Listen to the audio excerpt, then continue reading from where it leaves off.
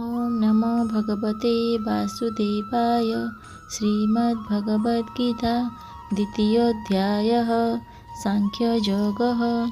श्रीभगवानुवाच। श्लोक 13।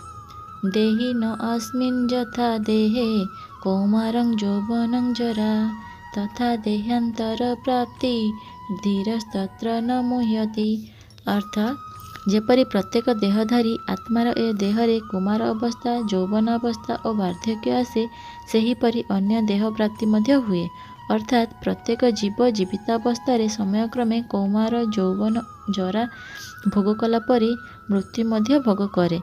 मृत्युरे से पुराणा देह को छाड़े और अन्य एक नुआ देह को जाए। एणु ज्ञानी माने एथिरे मोहित हुअन्ति नाही। मृत्यु परे अन्य देह प्राप्ति आत्मार एक स्वाभाविक गति।